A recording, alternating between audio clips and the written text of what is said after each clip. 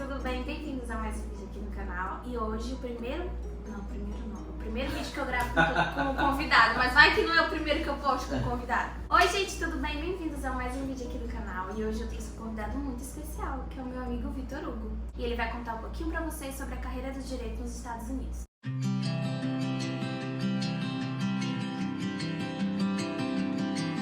Eu já fiz aqui um vídeo no canal onde eu compartilho com vocês quais são os ramos de atuação do bacharel em Direito. Nesse vídeo eu falo sobre a carreira acadêmica, a carreira de advogado e a carreira nos concursos públicos. Naquela época eu ainda não tinha conhecimento sobre a internacionalização da carreira jurídica. Hoje eu tenho e muito do que eu aprendi foi graças ao Vitor. E aí eu trouxe ele para comentar um pouquinho com vocês sobre isso. Gente, o Vitor Hugo é meu amigo na verdade, há pouco tempo a gente é amigo, né? A gente se conhece há 13 anos, ele é o irmão da minha melhor amiga, que fez ensino médio comigo, enfim, minha melhor amiga. E aí ele começou fazendo Direito aqui na Universidade Federal um pouco antes de mim. Eu entrei em 2013, você entrou quando? Foi em 2009. Vestibular 2009, comecei em 2010. Isso.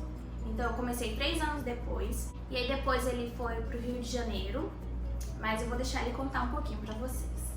Bom, como a Cataline falou, eu comecei minha carreira jurídica na Universidade Federal de Roraima, comecei em 2010. Inclusive a gente fez ensino médio na mesma escola, na verdade você fez parte do ensino médio lá, né? Sim. Aí ele graduou um pouco antes e entrou direto na Universidade Federal, né? Que nem eu. A gente emendou o ensino médio com a faculdade. Você já sabia que você queria o direito? Já. Eu sempre fiquei entre direito e medicina, e no final das contas acabei decidindo por direito. E era bem o que eu queria no final das contas. É? Se arrepende? Isso não vai pro vídeo, né? Pode ir.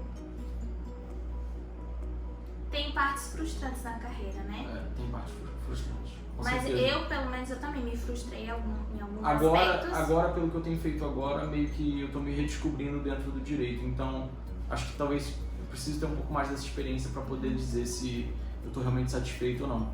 Mas, de maneira geral, eu acho uma carreira muito legal. Talvez ele tenha passado por essas frustrações, mas não se veja fazendo outra coisa. Exatamente. Como eu. E, na verdade, grande parte da frustração é porque eu estava muito preso em determinados aspectos do direito, esses aspectos mais formais. Só que tem um outro mundo que está ressurgindo aí. Sim. Que não tem tanta relação. Exatamente. Com isso, não tem tanta relação com aquele advogado de tribunal, aquele advogado de fórum, aquele advogado que tem que atender clientes todo dia, etc. Tem outras coisas bacanas aí no direito, que talvez pelo fato de eu não ter conhecimento, eu tinha me frustrado, às vezes insistindo numa coisa que não era pra mim. Sim, essa informação da carreira jurídica no exterior, infelizmente ela não é muito divulgada. Eu conheci também pelo canal da Yasmin, que eu vou deixar o link aqui embaixo, ela conta um pouco da experiência dela. O Vitor é conhecido dela, inclusive. Ela compartilha um pouco e eu vou deixar o link aqui, se vocês quiserem saber. E aí, voltando. Por questões familiares, você teve que ir para o Rio de Janeiro. Sim, eu comecei em 2010 e cursei na Universidade Federal de Roraima aproximadamente até o 4º período, se não me engano. 2 anos, então. 2 anos. E aí, por questões familiares, eu tive que me mudar para o Rio de Janeiro. De novo, porque eu sou do Rio de Janeiro. E aí, por uma questão de calendário, eu não teria condições de continuar exatamente naquele semestre. Eu falei, poxa, eu vou ficar parado um ano lá no Rio de Janeiro até conseguir entrar na universidade de novo e tudo mais. E toda essa questão de transferência. Eu falei, então eu vou fazer o seguinte, eu vou fazer mobilidade acadêmica, que é como se fosse um intercâmbio entre instituições de ensino superior, instituições federais. Então eu saí da UFRR e fui para a UFRJ. Isso era uma coisa que eu também não sabia. Fiquei sabendo através dele, que existe. Às vezes a gente está precisando abrir os horizontes. Quem sabe, procura com a administração da sua universidade para ver como é que funciona. Às vezes você tem um parente em outro estado que você pode ter a possibilidade de ficar lá algum período, como foi o caso do Vitor, que ficou 6 meses porque não queria ficar parado, e ter uma experiência totalmente surpreendente. Sim, eu fiquei... Na verdade, agora não estou me lembrando se foi 1 ano ou foi 6 meses. No começo era 6 meses, mas eu não lembro se eu consegui renovar ou não. Não estou lembrando aqui. Mas depois que eu terminei esse período, pelo fato dos meus pais não serem militares, eu não consegui transferência para nenhuma universidade no Rio de Janeiro. Nenhuma das que eu gostaria, na verdade. E aí eu tive que tomar aquela decisão difícil, que foi ter que fazer vestibular de novo Mesmo até hoje eu não acredito. Mesmo já estando no 4º período. E aí, graças a Deus deu tudo certo, eu consegui ser aprovado para a UERJ. Eu fui aprovado para a FRJ, para a UERJ, e acabei me decidindo pela UERJ. Consegui aproveitar alguma das disciplinas que eu já tinha feito. Porque também tem isso, né? Nem toda carga horária é igual nas universidades. Não. Então, se a universidade tem uma carga horária, sei lá, de 100 horas e a disciplina que você cursou foi de 60, provavelmente você não vai conseguir aproveitar. Tem até determinado número de disciplinas que você consegue aproveitar. Eu não consegui aproveitar todas, então isso foi uma coisa que atrapalhou um pouco na minha graduação, porque às vezes eu fazia, por exemplo, matérias com os alunos do 1º período e depois eu fazia matérias com alunos do 5º período. Você não tinha turma? Eu não tinha uma turma definida. Isso aconteceu também com alguns colegas de universidade. Isso foi muito difícil, mas eu não me arrependo porque eu gostei muito da universidade que eu fui. Eu tenho um caso de amor com a UERJ. Tenho um caso de amor com a UERJ. E aí você fez a prova da ordem, fez a OAB. Qual semestre você fez? Eu fiz a OAB no 9º. No 9º, igual eu. E aí foi aprovado de primeiro, foi aprovado, graças a Deus. Fiz a OAB em Direito Tributário. E aí, aí depois que terminei, eu já pedi inscrição na ordem e comecei a advogar. Lá no Rio de Janeiro? Lá no Rio de Janeiro. Fiz estágios lá durante o período da universidade, que eu gostei muito também. Na área de... Foi direito empresarial. Foi direito empresarial. O escritório era de direito empresarial. Era uma boutique de direito empresarial. Conta pra eles um pouquinho do que você aprendeu. Olha, assim, a experiência é muito boa, porque eu tava chegando no meio da universidade e foi aquele choque que eu tive com corporativismo. Eu ainda não tinha muito conhecimento de corporativismo. Eu, por exemplo, nunca tive. Como é que funcionava, como é que as coisas tinham que ser, como que você deveria se portar perto de um cliente, como funciona o trabalho em equipe, como funciona o trabalho junto com outros estagiários, como que você tem que entregar o material para o seu chefe. Foi aproximadamente 1 ano que eu trabalhei lá como estagiário, eu fiquei lá como estagiário. Você era remunerado?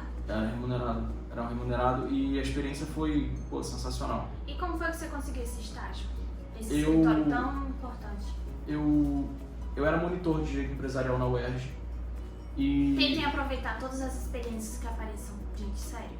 Monitoria, grupo de estudo, congresso, tudo, né? Sim, tudo ajuda. Tudo ajuda. E aí, enquanto eu era monitor lá, eu ajudava esse professor, que também era de direito empresarial, e aí ele disse que estava abrindo um escritório e perguntou se eu não gostaria de estagiar lá com ele. E aí eu aceitei e estagiei lá, acredito que aproximadamente 1 ano. Nossa, que legal. Na UERJ também eu fiz parte do Programa de Recursos Humanos da ANP, que é de Direito do Petróleo, também com um professor que Direito também... do petróleo, gente. O direito assim é infinito, sério. Se você for procurando... Se for procurando, são muitas áreas. E aí depois eu consegui, agora já vai publicar o 2º artigo com esse mesmo professor que eu trabalhei com ele em Direito do Petróleo. Ele foi meu orientador de monografia. Que legal, que legal. Ainda tenho contato com ele até hoje. Mas você encerrou seu estágio lá? Encerrei meu estágio lá, porque na ocasião eu tive que começar a trabalhar na empresa da minha família. Sempre aquela decisão difícil que você fica às vezes entre razão, coração, e aí nesse caso eu acabei escolhendo o coração e tive que assumir durante um período as questões lá na empresa. E também foi um aprendizado enorme, porque uma empresa que estava passando por dificuldades financeiras e eu, por exemplo, sozinho, advogado recém-formado, tive que entrar com ações de execução de valores altos, tive que encarar nas ações, tipo, empresarial, acho que é o terror de muita gente durante a faculdade. Eu acho que é justamente pelo fato de ser muito distante da nossa realidade. E quando você traz isso, né, eu acho que se torna palpável e aí você consegue aprender muito mais na prática, a gente não tem como. Foi o que eu fiz, no caso, eu entrei com ações contra empresas grandes e por trás dessas empresas tinham escritórios enormes. Foi muito desafiador, eu ficava inseguro às vezes, porque além de ser uma coisa grande, envolvia questões familiares, era muita responsabilidade, mas não, a gente tem que sempre encarar pelo lado positivo, foi um aprendizado muito grande. E aí quando esse ciclo na empresa meio que encerrou, quando eu já tinha conseguido resolver as coisas que eu tinha que resolver naquele momento, eu comecei a me questionar, o que eu vou fazer? E agora? E aí foi quando uma pessoa que eu conhecia aqui de Roraima me fez uma proposta para eu poder voltar para Roraima e começar a advogar aqui em Roraima. Sim, fazer parte do corpo de advogados desse escritório. Foi o que eu fiz, foi um choque enorme, porque as matérias são completamente diferentes. Você estava atuando em quê nesse escritório? Nesse escritório eu estava atuando principalmente com questões possessórias, regularização de imóveis rurais. Nossa, são dois extremos. São dois extremos. Nossa. São dois extremos. Dois extremos. Questão possessória aqui em Roraima requer muita atenção, é uma questão muito peculiar que você não encontra em outros estados do país, especialmente por causa da transferência das terras que eram da União para o Estado. Sim, porque, é um ponto muito complicado. Até a Constituição de 88, nós éramos um território federal. Isso. É um estado muito novo. Estado muito novo. Eu acho que tem um lado positivo e um lado negativo de estar nessa situação, né? Lá no Rio de Janeiro as coisas são muito mais consolidadas. Principalmente as universidades. Estava estudando na UERJ, que quando foi que teve o curso de Direito lá, você tem noção? Ah, já tem muito tempo. Não tenho noção, mas a UFRJ, por exemplo, foi uma das primeiras do país, junto com a Universidade Federal da Bahia, se não me engano. Sim. E aí essas experiências nesses dois escritórios, de onde surgiu essa ideia de ampliar os horizontes e fazer... Meu Deus do céu. E aí com essas experiências distintas nesses dois escritórios e no caso da empresa da família, quando que surgiu essa vontade de ampliar os horizontes dentro do direito? Quando eu vim pra cá, eu já estava pensando em o que eu ia fazer em termos acadêmicos, porque eu sempre gostei da parte acadêmica. Se eu tivesse continuado lá, eu teria tentado engajar em algum mestrado na UERJ, alguma coisa do tipo, e quando eu vim pra cá, despertou esse tipo de interesse. E eu vi que uma universidade daqui, ela estava com um curso de mestrado, e eu me inscrevi, só que ao longo do processo seletivo começaram a acontecer várias coisas que me colocaram em dúvida sobre como é que funciona, é complicado falar essa parte, sobre a lisura do processo seletivo. E aí eu fiquei desacreditado nesse sentido. Porque que acontece, gente? O estado é muito pequeno, a cidade é muito pequena e a gente conhece todo mundo.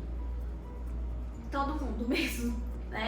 Principalmente da nossa área de atuação. A gente conhece quem são os advogados aqui, os professores, os servidores do judiciário. E... é complicado dizer. Enfim, foi frustrante não ser selecionado. Foi frustrante. Você se achava preparado. Foi frustrante não ser selecionado na última fase do exame, sem poder ter o seu recurso apreciado, com todas as dificuldades para poder apresentar recurso, numa coisa que era muito simples, que era a pontuação do currículo, coisas bem claras que não foram pontuadas. Isso tudo foi me deixando desacreditado e eu fiquei assim, bastante desestimulado. E aí comecei a pesquisar o que eu poderia fazer para mudar isso. Comecei a querer ir para um lugar onde eu não ficasse sujeito a esse tipo de coisa novamente. E aí você pesquisou, que eu lembro que a gente conversou, você pesquisou Portugal. Pesquisei Portugal, porque ele é Europa. português também, ele tem dupla nacionalidade. Pesquisei Portugal bastante, Europa bastante. E aí acabei começando a ler um pouco sobre os Estados Unidos. Por causa da Yasmin, que é uma amiga nossa, eu comecei a ver o caminho que ela tinha seguido. Comecei a achar que poderia ser um caminho que eu gostaria de seguir. E aí eu comecei a ler bastante sobre os Estados Unidos, sobre esse curso LLM, quais seriam os benefícios que ele poderia trazer, como é que funcionava a dinâmica de application das universidades americanas, tudo. Que é muito diferente, bastante diferente de tudo que tem aqui no Brasil. Eu acho que isso se assemelha mais um pouco ao processo de seleção no mestrado, né? Sim. Em alguns casos, por exemplo, eu vi que na Universidade Federal estava tendo uma parceria com, agora não lembro se é a UFRJ, que também necessita de uma prova de proficiência, análise curricular. É o que mais se assemelha aqui, mas ainda é diferente. E aqui em Roraima tem um ponto muito característico de tudo que está acontecendo aqui. A gente está no meio de um conflito humanitário, que hoje é um dos maiores, se não o maior. A gente tem abrigos aqui, por exemplo, que eu acredito que é o maior da América Latina, que é o Rondon 2. Sim. Os venezuelanos são, eu acho que é o segundo maior grupo de refugiados do mundo. Eu acho que está perdendo para a Síria. Se eu não me engano, não tenho certeza dessa informação hoje. Mas nem todos vêm para o Brasil, claro. Tem muitos outros países aqui da América do Sul que estão recebendo os venezuelanos. Especialmente Colômbia. Mas é verdade que aqui no Brasil, e principalmente Roraima, a gente está tendo essa situação que é peculiar. Extremamente peculiar. Extremamente peculiar. E para poder resolver essa situação da migração dos venezuelanos que estão vindo para cá, o governo brasileiro criou a Operação Acolhida. Sim. E nessa operação... Em parceria com a Acnur, que é uma entidade da ONU. Com a OIM e várias ONGs que também trabalham junto com eles. As Forças Armadas. Sim, para poder resolver essa questão migratória venezuelana. E eu acabei me interessando por isso. Comecei trabalhando no núcleo de prática jurídica voluntária que ajudava os venezuelanos dentro do posto de triagem de venezuelanos. E aí, depois disso, eu acabei começando a trabalhar direto para a Operação Acolhida, também desenvolvendo esse trabalho de assessoramento jurídico, um trabalho voluntário. Mas isso também me ajudou a despertar para essa nova vertente do direito. Eu comecei a me realizar O que é muito parecido com o que a DPU faz, né? Inclusive, vocês encaminhavam muitos casos lá para a DPU. Porque muito da atuação tem que ser na Justiça Federal e quem atua na Justiça Federal é a DPU, Defensoria Pública da União. E aí você teve essa experiência com direito internacional? Sim, com direito internacional, um pouco de direitos humanos e principalmente algumas questões civilistas, alguns casos de direito de família, na verdade a maioria dos casos de direito de família e alguns casos de direitos humanos. E aí eu contei toda essa história nas minhas applications para as universidades norte-americanas. Que é uma coisa que a gente vai falar já já. Mas isso também ajudou você a despertar essa vontade de estudar nos Estados Unidos. Sim, sim. Os Estados Unidos, eles têm a legislação migratória mais desenvolvida do mundo. O que também é super interessante. É extremamente interessante. Extremamente interessante. E aí, não sei se você quer falar, mas eu lembro que a gente conversou sobre os Estados Unidos e Portugal. E a diferença de cultura é muito grande, né? É, uma diferença muito grande. E aí, pra quem tava buscando experiências, mais experiência, ter contato com mais tipos de coisa, tanto empresarial, quanto humanitária, quanto aquela parte bem de business, multinacional, eu acho que os Estados Unidos dá mais essas oportunidades. Porque é um país maior. É um país maior. Tem um mercado maior. Então... Tem mais universidades. São mais de 1000 universidades que tem nos Estados Unidos. E isso contribuiu um pouco para eu fazer essa opção, nesse momento, por Estados Unidos. E aí, sem contar que uma universidade americana no currículo. Como a gente disse, é uma medida de internacionalização da carreira. Sim. Então, você tendo LLM numa universidade americana, com certeza abre portas não só para o mercado norte-americano, às vezes para escritórios aqui no Brasil também, ou empresas aqui no Brasil. Multinacionais. Principalmente. E também para o mercado europeu, porque você pode ter, por exemplo, empresas que negociam com os Estados Unidos e você vai entender as noções, de maneira intermediária, as noções do direito norte-americano. Tem muita vantagem. Eu acho que, nesse aspecto, os Estados Unidos ganham um pouco, porque realmente é um país continental, né? É muito grande, tem muita coisa. Você pode testar sua carreira em vários locais, coisa que a Europa tem, mas é uma escala menor, eu diria, principalmente em Portugal. Porque é um país bem menor. E outra coisa que me agradou bastante foi o fato, eu tenho essa curiosidade sobre o Common Law. Common Law. E eu queria entender como é que funcionava isso. E os Estados Unidos adotam o Common Law e alguns países da Europa não. Então isso também fez com que me chamasse a atenção essa possibilidade de experiência nos Estados Unidos. Desafio qualquer bobagem. Tipo isso. Você se decidiu disso, acho que nossa primeira conversa assim, sobre isso foi em dezembro de 2019. Foi dezembro de 2019. Eu tive uma experiência curta lá nos Estados Unidos de 1 mês e as coisas que eu contei talvez tenham ajudado um pouquinho, né? Sim, claro. É uma terra de oportunidades. Então, para quem quer se redescobrir na carreira, eu acho que é um caminho sensacional. Sim, e depois que você faz o LLM lá, isso tudo com base no que a gente pesquisou, né? Porque A gente não sabe disso. Porque efetivamente ainda não cheguei lá. Mas quando você volta pro Brasil, porque esse é o objetivo da LLM, você vai lá, se especializa e volta pro seu país, você consegue trazer muita bagagem e abre horizontes e portas para você poder aplicar o que você aprendeu. Muitas pessoas acham, pô, mas você vai aprender direito norte-americano e como é que você vai aplicar isso no Brasil? Isso era o que eu mais escutava.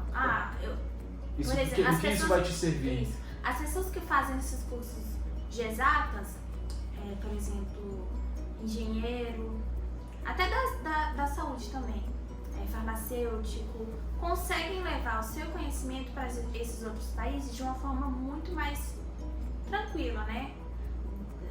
Tirando a questão da língua, porque vai ser desafiador em qualquer área. Porque realmente é uma coisa mais internacional. Agora o direito é muito específico. E eu sempre fui uma pessoa que gostei muito de saber das culturas dos outros países, eu gosto muito de viajar. E eu lembro que na época do vestibular, inclusive, eu tinha acabado de sair do inglês, que foi assim, uma conquista na minha vida. Eu inclusive ganhei o troféu de Best Student. Eu fiquei em dúvida se eu queria relações internacionais ou direito.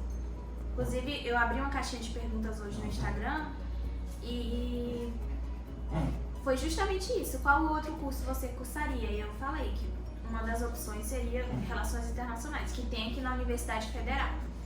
E então, quando eu fui pro direito, eu já fui assim, direito, nunca vou poder ter outra experiência com direito fora do país. O que não é verdade. Hoje a gente, com essa divulgação, principalmente com o YouTube, a gente tem acesso a esse tipo de conteúdo e a gente vê que tem como sim. Não é? Tem, sem dúvida. Não só nos Estados Unidos. Não só nos Estados Unidos, tem possibilidade de fazer LLM na Alemanha, tem gente que faz Inglaterra. Você, como a gente falou, você internacionaliza a carreira e aí você pode trabalhar, às vezes, no local onde você fez o LLM, ou você pode trabalhar, por exemplo, para empresas que têm negócios no mundo todo. Não só empresas, mas como organizações internacionais. Organizações internacionais também. A gente tem uma pessoa que a gente conhece em comum que teve experiência de fazer o LLM e depois ela teve a oportunidade de trabalhar no TPI, que é o Tribunal Penal Internacional. Coisa que a gente estuda, pelo menos eu, né, gente? A gente aqui de Roraima, acho que tem essa percepção. É tudo tão distante. Exatamente. É tudo tão... Nossa! Parece que é quase impossível. E não, é um caminho. É árduo, você tem que trilhar ele, mas é um caminho. Se você quer, você tem como chegar lá. E aí você pesquisou e aí decidiu bater o martelo. Sim, decidi fazer o LLM. E aí você começa a entrar num mundo completamente diferente. O mundo das applications. O mundo das applications, o mundo de fazer uma prova do TOEFL, que não adianta saber fazer, não adianta saber inglês. Além de saber inglês, você tem que saber fazer a prova, porque se você souber muito inglês e não souber fazer a prova, sua nota não vai ser boa. Uma prova muito peculiar, você tem que estudar esse estilo de prova e é um universo. TOEFL, application nas universidades. Esse assunto a gente não vai entrar especificamente nesse vídeo, mas nada impede. É só vocês deixarem as dúvidas aqui no comentário que a gente faz um vídeo específico sobre isso. Não presencialmente, porque o Vitor, vou dar um spoiler, o Vitor tá indo embora essa semana aqui de Roraima. Mas a gente faz live conjunto e tira as dúvidas de vocês. E aí você aplicou para quantas universidades? Eu apliquei para 11 universidades. 11 universidades. Você foi aprovado em quantas? Fui aprovado em 9 universidades. Nossa. E uma ainda não recebi resposta. Então tem 2 reprovações de 11 Isso. até agora. Isso. Uma reprovação e uma interrogação. Uma interrogação. Porque ainda não sei. Mas ele só escolheu faculdade assim tranquila, gente. Fala aí quais foram as que você fez. Berkeley, NYU, Columbia, Stanford, Chicago University, Northwestern, Loyola, USC Gold. Deixa eu lembrar aqui. Georgetown, que é maravilhosa. Georgetown. Maravilhosa. Sim, acho que foram essas. Então foram essas que ele aplicou e foi um processo de 1 ano se dedicando às várias etapas que exigem a application, juntar os documentos, fazer a tradução juramentada, passar na prova do TOEFL. Você tirou quanto no TOEFL? Compartilha aí também essa. A prova do TOEFL vale 120, eu tirei 111. Apenas 111. E aí, encerrou esse processo. Você começou mais ou menos quando? Janeiro de 2020 ou não? Foi um pouco depois. Eu diria que abril. Abril de 2020. E encerrou o processo em outubro ou setembro de 2020. Isso. As universidades nos Estados Unidos normalmente começam no fall, que é o outono deles. E aí vai final de agosto, começo de setembro. É isso. E aí... Os estudantes começam a chegar mais ou menos no final de julho, se não me engano. E aí que é um ano antes que começa, né? Sim. Principalmente se você quiser ter chance nessas universidades de renome, algumas Ivy League. Quantas dessas? Columbia com certeza, Stanford com certeza. Acho que essas. NYU eu acredito que sim. Não. Porque tem essa questão da Ivy League, mas dentro do Law School tem outro ranking. Tem outro ranking. Outro ranking que nem sempre a Ivy League vai estar no top 8. Exatamente. Nem sempre. Isso muda um pouco. Muda bastante. E aí você encerrou o processo lá em outubro? Setembro, outubro. E aí de lá foi tranquilo? Ficar só esperando os resultados? Não é tão tranquilo. não é tão tranquilo assim. Você fica meio desesperado. Porque tudo tem estratégia, né? A gente pode falar isso melhor no outro vídeo. Mas tem estratégia por que desse número de universidades, para quantas universidades você deve aplicar. Durante esse processo, muitas pessoas fazem com auxílio de uma consultoria. Inclusive, os próprios americanos é uma coisa super comum para eles. Isso é fundamental. Essa estratégia é fundamental. E tem uma pessoa que a gente conhece que faz esse trabalho, eu vou deixar o contato aqui embaixo, que a gente sabe que faz um trabalho muito legal. E aí, encerrou esse processo de application e espera as cartas de aceitação ou não, infelizmente. E aí começa uma outra etapa, que é você conseguir decidir onde você vai morar, qual vai ser a melhor opção para você, se vai ser você dividir um quarto. Porque como a gente falou, os Estados Unidos é enorme. Ele aplicou para estados opostos. Sim. Teve coisa na costa leste e coisas lá em cima, lá do norte mesmo. Sim, na costa leste. Na costa... Costa leste? Leste-oeste. Ah, é verdade. E aí... já dá pra deixar aquele fundinho bem... Sabe aquele... tipo aquele... E aí os Estados Unidos é um país continental, como a gente falou. E ele aplicou para universidades totalmente diferentes da costa leste da costa oeste. E escolher, né? É gostoso porque você foi aprovado em vários, mas são tantas coisas a levar em consideração. Muitas. É muito... Não é só a universidade. Não é só a universidade. Por incrível que pareça, independente de ranking, todas as universidades elas conseguem ser atrativas. Se você for parar para pesquisar, tipo assim, é um crush por uma universidade todo dia. Porque todas elas têm coisas legais que diferem elas um pouco das outras, seja, por exemplo, algumas histórias, algumas tradições que elas têm, ou às vezes o lugar onde ela fica. É muito complicado. A cidade em si. O clima da cidade. Que influencia muito. Sim. O que você deseja para você depois do LLM também é fundamental você levar isso em consideração. Ou, por exemplo, qual área que você quer se especializar dentro do LLM, porque você pode se especializar em business, pode se especializar em tax law, enfim, muitas áreas de human rights. Então, é um mundo que você tem que escolher e aí você tem que encontrar uma maneira de fazer tudo isso conversar e sair com a sua solução ótima para qual universidade você quer ir. Isso é realmente muito complicado. E é importante frisar que não tem certo e errado. Cada pessoa tem uma personalidade diferente. E se ela quiser, eu quero a mais top de todas, você vai em busca disso. E aí, eu quero uma cidade específica. Então você vai em busca disso. Outra coisa que influencia muito é se a pessoa fica confortável com um ambiente extremamente competitivo ou não. Tem universidades que são reconhecidas por ter um ambiente extremamente competitivo. O que não é muito comum na nossa realidade do Brasil. Não, algumas universidades lá são realmente muito competitivas. E a pessoa tem que estar à vontade nesse tipo de ambiente, porque senão vai ser um pesadelo. ela vai estar numa turma onde todo mundo aqui está competindo para ser o melhor, e se esse tipo de competição afrontar de alguma maneira ela não vai sentir a vontade ali nunca. E aí a experiência dela não vai ser otimizada.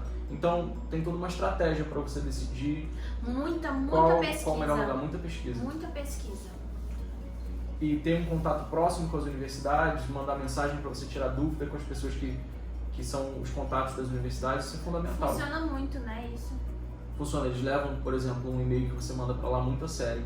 Você percebe que eles se empenham muito para poder te responder de maneira satisfatória o e-mail, ou tipo, deixar você bem ciente do que você está fazendo.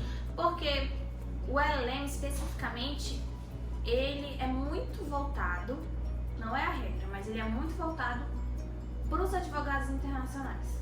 Sim. Para os bacharel em direito, na verdade, né? Porque não precisa ser advogado. Não precisa ser advogado. Não precisa ser advogado para cursar o LLM. Então, eles já estão familiarizados com esse trato com os alunos internacionais. É uma dinâmica que funciona, né? Funciona muito bem. Eles têm pessoas que são bem orientadas assim para diferentes culturas, estão acostumados a conversar com gente que pensa um pouco diferente deles. Então isso faz com que você, pelo menos nessa troca de e-mails, nessa conversa que você tem com eles, faz com que você se sinta muito à vontade. E cada universidade, elas têm as peculiaridades no ensino, e algumas universidades também têm peculiaridades nas applications. Então também é fundamental você entender as peculiaridades de cada uma das universidades na application, porque isso varia, por exemplo, qual o personal statement que você tem que mandar, o que você tem que focar no personal statement, ou qual o modelo, qual a formatação, enfim, é um mundo. É um mundo. E aí, chegou nessa fase de escolha e você escolheu? Eu acabei escolhendo a Northwestern, que fica em Chicago, Illinois, por vários motivos. Não fala da questão financeira? Pode falar. Porque realmente eu quero trazer esse tipo de informação e as pessoas têm que ter noção da questão financeira, principalmente com o dólar quase R$6. A tuition, que é o valor total do ano, ela varia de 50 a 70 mil dólares. Que, Você tem que dar uma pausa nesse vídeo bem agora para ver se a realidade não invadir. Isso mesmo, multiplica aí por 5. Coisa de $500 mil. Né? As pessoas vão surtar quando elas escutarem, elas vão parar de assistir o vídeo quando elas escutarem. Mas calma, que existem estratégias para isso também. Mas a questão financeira é sim uma questão. Sim, você tenta fazer as suas applications competitivas para você poder conseguir bolsas. As universidades têm a tradição de dar bolsa, elas realmente avaliam, as bolsas são realmente dadas, são 2 critérios para bolsa: necessidade financeira e mérito. Existem bolsas especiais também focadas para algum tipo de nacionalidade, focadas para algum tipo de linha de pesquisa dentro do LLM. Então, é outro universo que você tem que conhecer, que você tem que saber quais são as universidades que têm mais condições de dar bolsa, quais são as universidades que você pode ser aprovado, mas que a probabilidade de bolsa é baixíssima. E aí, já adiantando um pouco do outro vídeo, por isso o número grande de universidades que você aplica, para você poder se cercar de todas essas opções e aí depois você saber qual que é a sua escolha ótima. Mas um dos motivos pelos quais eu escolhi Northwestern foi porque eu consegui uma bolsa lá e foi a bolsa mais vantajosa, e aí comparando isso com o ranking dela, com o ranking de outras universidades. Não é como se você tivesse ido para a colocação 200, não é? Sim, ela... É excelente. Até onde eu vi no ano passado, ela estava em 9º lugar nos Estados Unidos. Dentro da Law School, gente. Dentro de Law Schools. Lá, a Ivy League é mais uma coisa assim de status mesmo. Dentro da Law School é outra realidade. Do mesmo jeito que dentro de medicina vai ser outro ranking. Ninguém garante que a Northwestern vai estar em 8º. Sim, 9º. Nono. E também não garante que isso não vá mudar ao longo dos anos, porque esse ranking varia.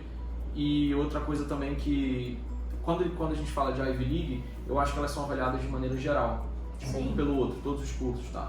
Eu assisti o documentário que fala sobre a educação americana ontem, até para me ajudar nesse vídeo, e eu vi que muito disso é o prestígio da universidade em si e não a qualidade acadêmica, estritamente a qualidade acadêmica. São muitos fatores levados em consideração.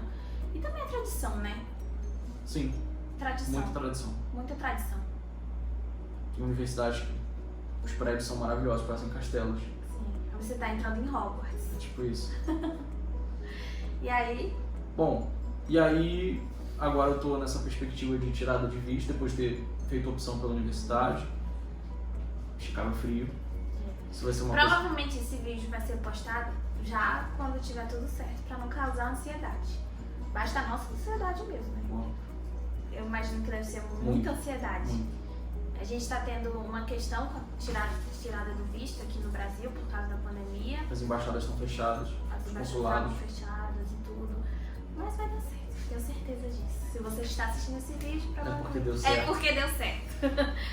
E aí, chega lá a moradia. Chega lá a moradia. A universidade auxilia nesse aspecto da moradia? Sim. É uma coisa que eu percebi que acontece, mas isso foi um pensamento meu, que as universidades de direito, geralmente elas não têm dormitório no campus. Geralmente elas funcionam destacado do resto do campus. Nossa, é porque é tanta informação para compartilhar com vocês que fica complicado. A questão lá nos Estados Unidos é que a faculdade de direito é muito diferente. Quando o aluno sai do high school, que é o ensino médio, para a universidade, ele faz uma undergrad, né? Undergraduate, isso, ele sai do high school e vai pro undergraduate. Que lá como é que eu posso dizer? Liberal education. Acho que é isso, não sei. Tem um termo específico que eu vou deixar aqui passando na tela a respeito desse tipo de educação. Ele não entra para fazer um curso, o que eu acho certíssimo, porque um adolescente de 18 anos escolher uma carreira específica pro resto da vida não é complicado. Ele entra para fazer 4 anos de undergraduate, que aí ele escolhe quais matérias ele quer cursar. Existem alguns cursos de pós-graduação, que seria aqui no Brasil o equivalente, como é o direito. O direito é uma pós-graduação lá, que você pode fazer o LLM, que é mais voltado para bacharel em direito internacional, mas os americanos também fazem, e o JD, que é o Juris Doctor, que é de 3 anos. Como se fosse a nossa graduação. Como se fosse a nossa graduação. Você sai um doutor em direito. Não é um doutorado acadêmico, porque lá as pós-graduações são mais profissionais do que acadêmicas, né? Aqui o mestrado, o doutorado é muito acadêmico. Apesar de ser levado em consideração no mercado de trabalho, é mais acadêmico mesmo. Lá não. Lá é mais profissional, para linha profissional.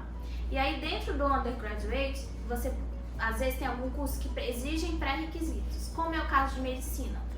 Se quiser fazer medicina lá depois do undergraduate, você tem que ter cursado algumas disciplinas específicas, o que não é o caso do direito. Eles não exigem que a gente curse disciplinas específicas.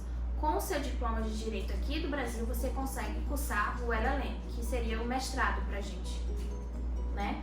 É porque é muito complexo, é muito diferente do Brasil. É por isso que a gente assiste aqueles filmes americanos, os adolescentes estão farreando, e aí você fica se perguntando, ele entrou na universidade tal, mas ele vai fazer o quê? Porque aqui no Brasil é isso, né? Fulano passou em direito, fulano passou em engenharia.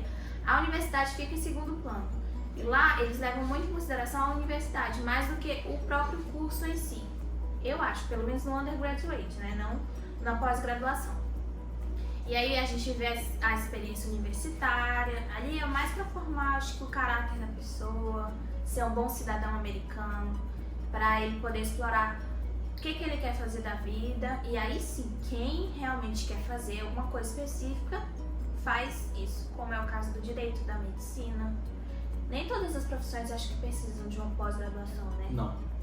Algumas você consegue com a graduação, né? Com a graduação. E aí, com o diploma de LLM, alguns estados permitem que se candidate para fazer o BAR. O BAR é como se fosse o exame da ordem, que é muito fácil. Só que não. Só que não, né? É difícil. E não é nacional. Já começa aí a diferença. Não é todo estado que aceita o LLM. Tem estado que exige o JD, que é o Juris Doctor, de 3 anos. E também não é todo estado que... Não, a prova do BAR, de maneira geral, que tem algumas especificidades, ela só te dá direito de advogar para as cortes federais ou para o estado que você foi aprovado. Isso. Então você se torna advogado pelo estado de Nova York, advogado pelo estado da Califórnia, advogado pelo estado de Illinois. E aí, lá em Illinois eles aceitam prestar o bar com o LLM? Essa é uma pergunta difícil, porque agora os estados eles estão se juntando num princípio de bar nacional. Sim. Então, alguns estados estabelecem alguns critérios do seguinte tipo, por exemplo, se você foi aprovado no estado de Nova York com uma pontuação tal, você também tem condições de se inscrever em Chicago, em Illinois. Se você foi aprovado no estado de Nova York com tal pontuação, você pode, depois de um ano, pedir inscrição em outro estado. Então, tem umas regras, para mim são novas, eu não pesquisei muito sobre elas, Sim. mas eu sei que tem essa reciprocidade entre Nova York e Illinois.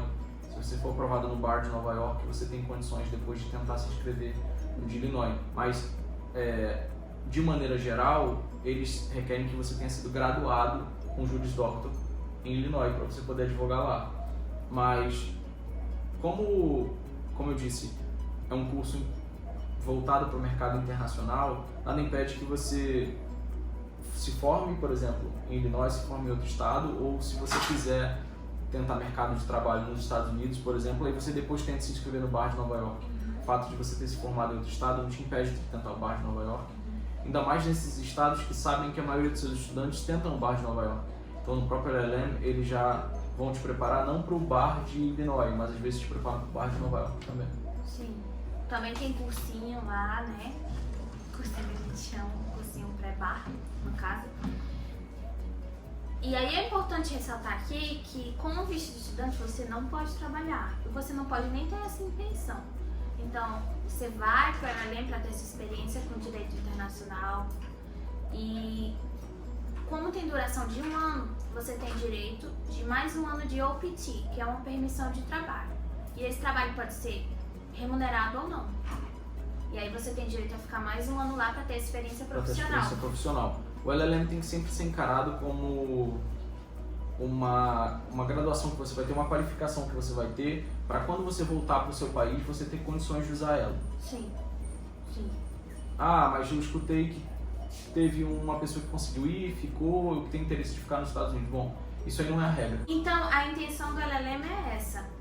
E não é todo mundo que vai se adaptar aos Estados Unidos. Não é todo mundo que se adapta àquele lugar específico. Ele é feito realmente para você ter uma experiência de direito internacional e isso para o seu currículo, para onde você for, voltar para o seu país de origem ou para outro país. Para outros países que não sejam os Estados Unidos, por exemplo. Canadá, Austrália, Europa. É sensacional. Eu acredito que isso realmente é um diferencial que a pessoa tem no currículo. Além da experiência em si ser sensacional. Eu acho que todo mundo deveria ter uma experiência fora de casa. Se não tem condições, faça o que nem o Vitor fez. Faça uma mobilidade acadêmica em outra universidade. Eu tenho certeza que não tem como tirar frutos ruins disso. Mesmo que tenha algumas frustrações, você tira um aprendizado muito grande. A gente só cresce fora da bolha, não tem jeito. É isso.